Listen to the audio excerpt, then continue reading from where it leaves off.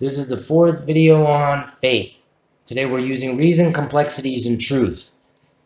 And in the first video, we talked about the introduction and what we were going to be doing in these seven-part series. In the second video, we talked about faith, that it is not blind, that real faith is based on real evidence, and that there are three kinds of evidence.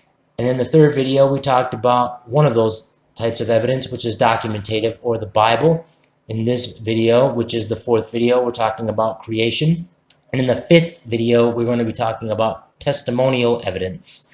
Now, I just want to touch upon the first kind of evidence, the Bible or documentative evidence. I was a little vague in my last video, but I want to reiterate the point that the Bible was written with 40 different authors who wrote in 3 different languages in 3 different continents over a period of 2,000 years. And the book still came to be one coherent piece of work. You can read the Bible all the way through and it makes sense. We believe the Bible to be true, and we hold that truth always true, and that it is evidence, because it just seems mathematically impossible that these people who never met wrote over a period of 2,000 years and this Bible came together perfectly. That must have been the Word of God. Now today we're talking about creation. I know many of you have seen this. This is what's called the March of Progress. This is what most evolutionists believe to be true, that man came from nothing to something, or derived from an ape or some kind of puddle of muck, and then evolved through a system known as survival of the fittest or natural selection. Epistemology, or the epistemological is the branch of philosophy concerned with the theory of knowledge.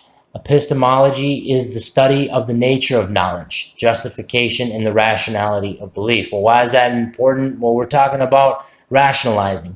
Rationalism is a belief or a theory that opinions and actions should be based on reason and knowledge rather than religious beliefs or emotional response. So therefore, if we should be rational beings, we should understand and rationalize and conclude. So we use our reason, which is the power of the mind to think, understand, and form judgments by the process of logic, which is why we're talking about real faith, which is based on real evidence, which is based on real reason. You need to understand and form your own judgments and process that logically. And I'm hoping to help you with that in a simple manner, not using big terms. And we're going to argue with a teleological argument, which is to say, or better known as the argument from design. It's the claim that there's an appearance of design in nature, such as the complexity of order and purposefulness and functionality of living organisms, which can only be explained by the existence of a designer.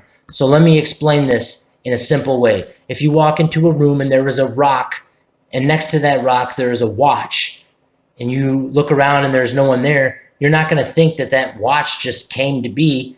It's a very complex thing. So you're going to wonder, somebody must have made this. And that's what the teleological argument says, is that we see design in galaxies and stars and the suns and the moons, and we can say that there must be an intelligent designer who made this.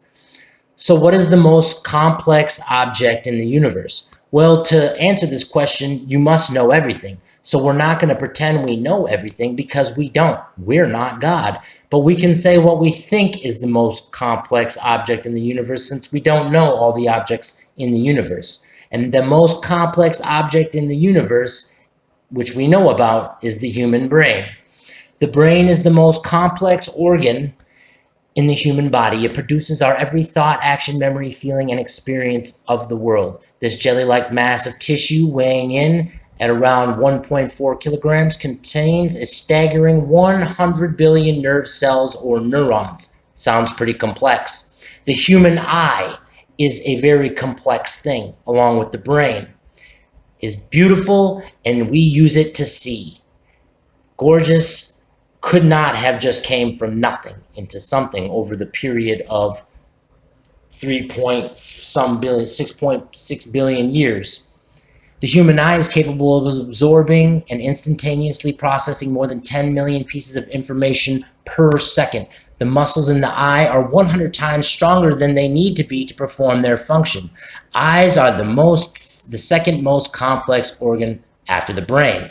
Charles Darwin, who wrote The Theory of Evolution, said this about the eye, which I found most intriguing. To suppose that the eye, with all its inimitable contrivances for adjusting the focus to different distances, for admitting different amounts of light, and for the correction of spherical and chromatic aberration, could have been formed by natural selection, seems, I freely confess, absurd in the highest degree. So I'm quoting Charles Darwin, who says the eye is so complex that he freely confesses that it's absurd in its highest degree to say that it came from natural selection, which is survival of the fittest.